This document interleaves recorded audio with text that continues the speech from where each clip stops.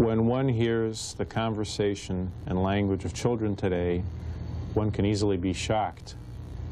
When one hears children say "shut up" to their parents, this has become workaday. What's happened to the family? I'm Julius Matona. This is What Catholics Believe. With me to discuss the state of the modern family is Father William Jenkins, a priest who is determined to hold fast to the tradition, who says and celebrates the traditional Latin Mass exclusively. Father, I don't know where to begin. Clearly things are very, very different in families today than many years ago. One can even consider the respect children formerly had for their parents, which now seems to be gone. You hear "shut up, Ma" at a baseball game, unfortunately, far too often. The stability of the family is undermined by neither parent being home. The idea of a mom staying home with her kids is looked upon as menial, servile, somehow second-rate, yet the love and the security is no longer there. First, let me ask you, what is the Church's view on the role of married women? Should they be contributing to the support of the family, or should they be staying home with the children?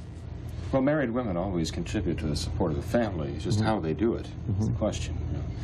And their contribution is not the same as the husband's. It's not supposed to be anyway. Their contribution, in a way, is supposed to be much more critical. You know, the mother is supposed to nurture the new life that she's brought into existence. And just being out making a few more dollars and paying much of it back in taxes, you know, it's not really a mother's vocation. A mother's vocation is to be a mother. When we use the word mother, it means actually much more than when we use the word father. To mother someone means something far different from to father someone. And the idea of mothering someone involves nurturing that life. And that is really a married woman's vocation. Now, there are situations that would require a woman perhaps to be outside the home and away from her young children, helping her husband to support the family financially. Those circumstances are looked upon as a necessary evil, though. You know, even back in the 1950s, Father John Becca, who was a Maryknoll missionary, imprisoned in Communist China, actually, for about 6 years before he was drop-kicked over to Hong Kong and then released. He said when he came back to this country, one of the first things he saw was that in America, economic conditions were being created so as to make it absolutely necessary for both the mother and the father to work to support the family. He said this was not happening by accident. These conditions were being created in other words, to get the mothers out of the home. And this was back 40-some years ago. So the mother's role really is to nurture this life. No one can take her place. She's indispensable. You know, perhaps this is my prejudice, and tell me if I'm off base, Father, but I notice when I see young children a very big difference between those children whose mothers stay at home and raise them and those children whose mothers work for whatever reason. Now, I realize in some cases there is grave necessity and it's beyond their control, but there is a big difference. Is this just coincidental, or is it because the mother is exercising her influence? Oh, it's no coincidence. It's perfectly natural. That's what you would expect. One thing you notice about children who are raised by other people than their parents is that they tend to be fairly insecure. And no wonder, because their parents are basically their whole world in the early days of their life. And when something happens to their parents, it's like an earthquake in their whole world. It's very distressing. But it's not only the mother, by the way. More and more attention is being given to the father's role, too. The father also is, in some ways, indispensable. He's not just a breadwinner who kind of a shadowy figure who hangs around the house and has no direct part in the children's life. In fact, there is a time when the mother almost, as it were, transfers to the father the role of being the principal influence in the child's life, especially for boys. The mother is the principal influence in the child's life ordinarily for the first 8-9 years, but there comes a time when a boy needs his dad to show him what it is to be a man and what it is to be a gentleman. And if the father isn't there at that time, something goes terribly wrong all too often. Statistically, there's a disproportionate number of violent crimes committed by boys who do not have their fathers at home. They may have the mother who is very devoted, but nonetheless, even in those homes where the mother is striving to raise the children as best she can without the father, there's a disproportionate number of violent crimes committed by boys who come out of families like that. Now, what this tells us is two things. It tells us that women who are trying to raise their children, notably their sons, alone, without the father's influence, and do so successfully, are accomplishing a remarkable task. And they deserve all the praise and the help and the support that they can get. Especially, of course, when that is due to necessity, due to death, or let's say the failure of the father to be there for his family. But it also shows us how important a father's influence is for boys who are going through the years of, let's say, 12 to 19, 12 to 20 years of age. The father has to be there for them. It's very, very unsettling. They've even discovered statistically that boys who are raised by women through their teenage years are statistically more likely to father children out of wedlock. I guess it has something to do with their whole concept of who women are. Well, that's why God gave a child father and mother under ordinary natural course of events. You know, there's been a tremendous emphasis on the idea of women entering the workforce, and, you know, that is the primary goal, and that, you know, if you want a child, fine, but don't let it interrupt things. Now, the church has, you know, there's two extremes. There's this one extreme which, you know, taught that women are basically second-class citizens. They should just mind their business and they're not quite human. And there's the other extreme, which is more like the one found in the Soviet Union. There's no difference between men and women at all. Clearly, problems arise in the workforce. When you have a situation when a married man and a married woman are in a cubicle the size of this studio or smaller for 8 hours a day, and they might be attractive people, and they're married to someone else, only a fool would say that that cannot cause trouble. But what has been the church theology of the role of a woman in society? Number one, if she's not married and pursues a single vocation, and number two, if she does become married and has a family. Well, as I say, obviously there are times when women do have to work. Married women do have to earn a living, sometimes to support their families, but it is not considered to be the ideal situation for them. The problem with women in the workforce is not that they are incapable. Women are very capable. We've seen that. And I mean, you and I both know women whom we would consider to be capable of doing just about anything that they would set their minds to. There are many queens in history who are women. and very good monarchs. Right. But one of the worst problems that we find is that putting men and women together hour after hour during the day at their professional best can be the cause for an awful lot of, well, can put ideas in their minds. Well, it's an occasion of sin and modesty. Absolutely. You know, especially when the idea is of going home and finding that the house is a mess and one's wife is wrecked, and perhaps from her own day at work, or being home taking care of the sick children and taking care of the crises that come and go with domestic life. The attraction becomes more and more for the man to want to linger at work, especially if there's an attractive female there with whom he has a lot in common. He can discuss interesting things that he might not be able to discuss with his wife, even at home, with regard to, you know, business. And it's amazing how society doesn't even recognize this. I mean, to me, if I were a married woman and my husband were a police officer, and he spent the entire day in a car with a female, I'd be very upset.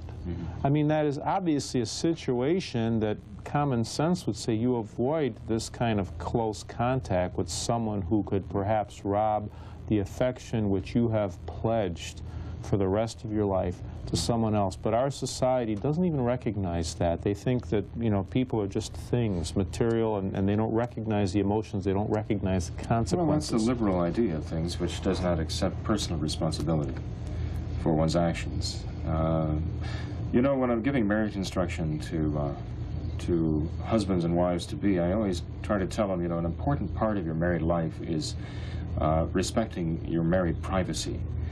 And so, no matter where you are, you have to avoid discussing problems between you with your friends, with other people, especially in the workforce.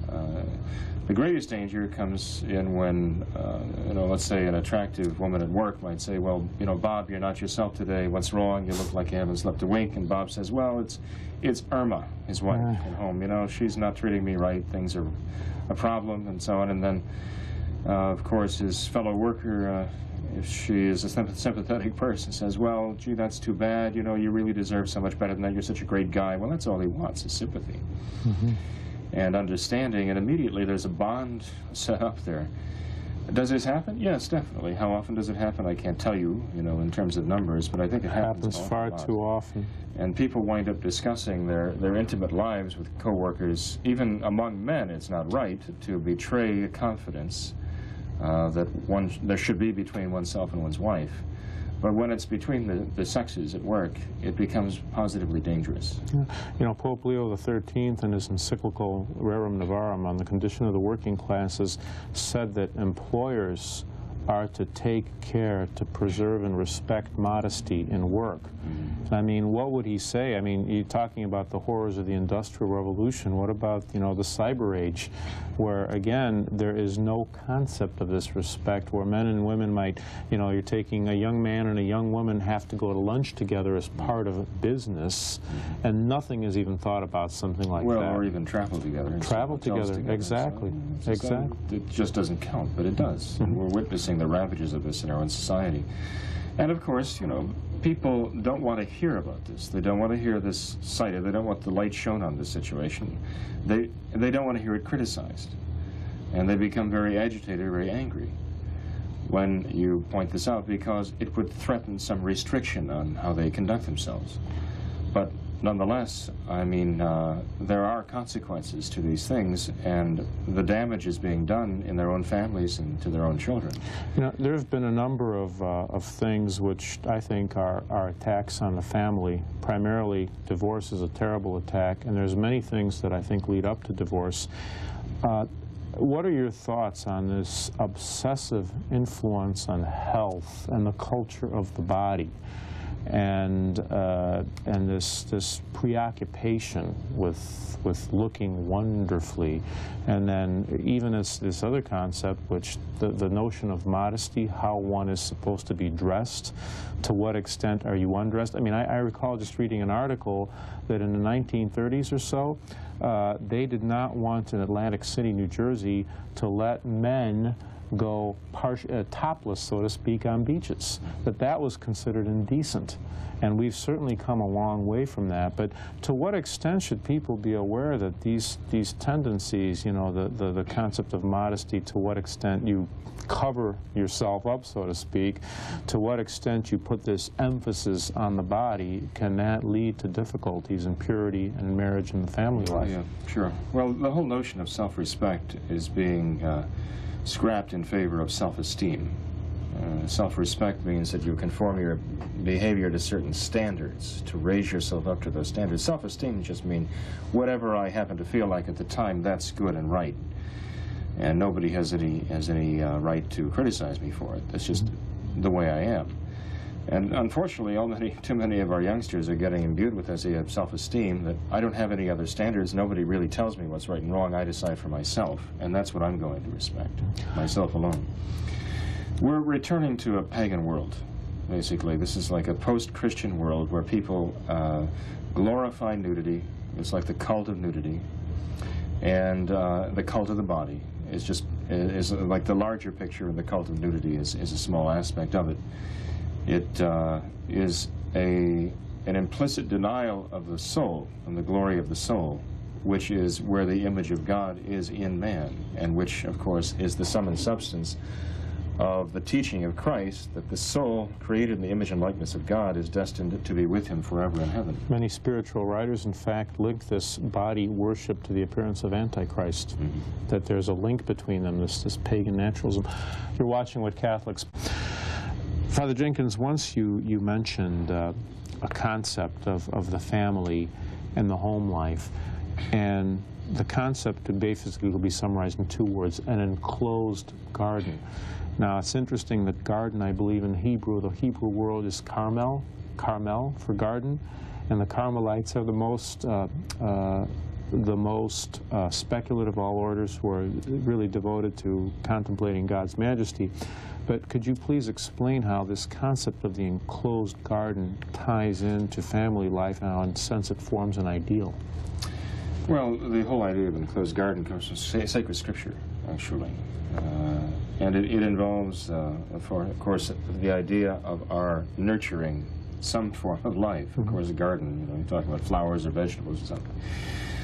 But the enclosed garden of the family is supposed to be nurturing the children. That's human life, which is the most important vocation of all, right? To nurture human life, worldly, and that is the natural life of man on earth, and of course the spiritual life, which is the life which is destined to last forever in heaven. Now, the enclosure means that evil influences are supposed to be kept out. You see this reference throughout the Old Testament, and our Lord also speaking of it in the New. The idea of God setting up a vineyard, right, and enclosing it in to keep the wild animals out so it wouldn't be trampled and destroyed. And because he wanted it to yield its fruit, you know. The parents, of course, are supposed to be the ones who bring into the world this new human life and nurture it, and to enclose it. And they do it by keeping out the evil influences that could threaten the life that they brought into the world. The whole idea of the Christian teaching on the soul is that the soul is created by God to be in his own image, meaning that it has the power to know what is true and to love what is good. And this is what we call the power of intellect and the power of will. Now, the power to know what is true and to love what is good represents man's destiny, his vocation. Ultimately, truth and goodness are God. They don't just reside in God, they are God who made us. And so we are ultimately destined to know him and to love him. That is totally contrary to the notions in society today, unfortunately. Essentially, we're here to indulge ourselves and have a good time, okay, according to society today. So families, especially parents who want to raise their children to know and love and serve God, have to have the notion of keeping out anything that would be contrary to that concept of what we would know as self-respect for the individual. They also should have, you know, this brings us to the next point. Why do children go bad? Are children growing up too fast? And I think part of the answer could be found by asking the question, have parents nurtured a certain intimacy with their children with respect to the ultimate purpose why they're here for on this earth? Have they cultivated this respect which is commanded by God in the Ten Commandments which appear in Exodus? Have they done that? Because it seems that to the extent that they have not done that, they find that difficulties occur with their children. Sure. Well, when parents, as I say, abdicate their responsibility, they also lose their authority. And as I mentioned some time ago, it is the village which all too often is raising the children now, rather than the parents. One of the most important things that parents need to have from their children is respect for them, respect for themselves. But children cannot be expected to respect their fathers unless their fathers respect their own fatherhood. And children cannot be expected to respect their mothers unless their mothers respect their own motherhood. Now, you mentioned earlier, at the beginning of the show, in fact, hearing children say to their mothers, "Shut up, Mom," or "Shut up, Dad," right? Yeah. Well, you don't want parents who are going to react in a blizzard of words or a flurry of anger at a time like that. The parent really needs to train the child differently. This is just a bad habit. The child has learned a bad habit because he's gotten away with it. But from the earliest years, the parent has to teach the child two things. He has to teach the child the love of God for him and the authority of God over him, because that's what the parents represent. The parents have received from God the responsibility for this child and the responsibility to love the child as well as the responsibility to direct the child. And if they have the child grow up with that concept, with that notion of God's love for him, which he has physically embodied in his own parents and how they treat him and how they coddle him and you know, put him to bed at night and all of these things that form memories that a child never forgets. They also have the idea of responsibility. The parent has the authority to give a command and expect that command to be carried out. Not just the third or fourth or fifth time that the parent speaks, but the parent means it the first time and wouldn't have said it if it weren't that important. And so the child takes it seriously. Yes, the first time the parent says it. This is so much easier on the poor child than having him grow up with a bad habit of just ignoring his parents until they say it so many times or shout it so loudly that he knows, okay, now Mom means what she says, I better snap to and do what she wants. That's a terrible way for a poor child to have to go through life. With that attitude as a teenager, he's going to get himself in serious trouble, and if he goes into the workforce that way, he's going to be in even more serious trouble. He's going to have a hard time making a living for himself. Father, you mentioned the vineyard, how in the New Testament our Lord, again, has this idea of the vineyard. It must yield fruit. The vineyard is, I think, referred to in the Lamentations and in the Psalms as well. O vineyard, what could more have I done for thee that I couldn't have done? And you said how they enclosed it to keep the vermin from trampling it and destroying it, as it were. Could you identify the vermin that parents must attempt to keep out of their homes, to keep it from destroying and trampling the young souls? Yeah, well, a lot of the modern music and modern films and so on that put ideas in the children's minds that they should not even be exposed to. Posters? Yeah, sure, all of that. You know, but you understand, Julius, there are two aspects to this question, okay? There are parents who can come up with the idea, well, I'm going to teach my child to shun what is evil, just to stay away from it. If they hear something evil, block their ears. They see something evil, close their eyes. You know, that's important. Yes, we want the children to understand and to recognize something is evil. There are things they shouldn't listen to willingly, things they shouldn't see willingly. But there's so much more to it. It's not just a matter of teaching children to shun what is evil, because the day will come when they can't. I mean, they're going to go out into the world, they're going to sit in that classroom, and they're going to hear things that they know their parents would not want them to be hearing. They're going to be seeing on a television set things that they know their parents would not want them to see, or hearing over the radio things they know their parents don't want them to be hearing. When they get out of the workforce, they're going to be working with people who are going to see these things and talk about them. Or even in school, their friends are going to be talking about TV shows that they see, that their own parents would not let them see. So parents have to teach their children to do a lot more than just shun evil. They have to teach them how to resist it. When little Johnny comes home and says, Mommy, you know, Freddie said something at school today, and then he tells her, and she's horrified, oh, how terrible, my little baby heard these terrible words. Her reaction should be, well, Johnny, what did you do about this? Did you just sit there like, well, she wouldn't say this to him, but did he just sit there passively and let this happen? Or did she put in his mind, Mom, that is, put in Johnny's mind, you know, I'm a person too. I can say something too. I can actually say, I don't agree with this. Why not? Why should I be the only one who can't express his opinion? She should put in the little boy's mind that, yes, there are things he can do, not to even seem to approve of it. He can say, well, I should have done something, or I should have said something to let them know I don't approve of this, and I don't really want to hear this kind of thing. And then if the little boy can't figure out for himself what he could have said or done, she can sit down with him and she can say, well, let's think this through. What could you have said? What could you have done? But just get it in his mind. I mean, look, eventually he's going to be out in the workforce, and she's going to want her son to be the kind of man who can stand up for what he believes in and fight for what he believes is right. Well, when is the child going to come to this realization that he can and should do something? Suddenly, when he turns 21, or when he lands his first job? No. The idea has to be put there when he's a young child. I, too, have a voice in this, and I can express my thoughts. Father, in closing, maybe we can leave our listeners with a thought. I'm sure there are those who are troubled in their family lives and they have difficulties. But my question, how many of those are saying the daily family rosary? Or how many families who do not yet have problems, are they saying the daily family rosary, which was requested of us by the Blessed Virgin Mary of Fatima? There probably can be no more sure solution of resolving these by praying together as a family. It's really true. Father Peyton said in the 1950s. Really don't know.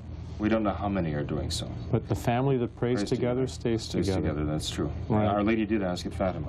Prayer and penance, and the prayer she asked was a daily rosary, because praying the rosary is like praying the gospel in your family. And there is nothing more spiritually uplifting at home than seeing a family on its knees praying the mysteries of the life and death and resurrection of our Lord. And it will merit them the grace they need to withstand the difficulties and trials they may be experiencing. You've been watching What Catholics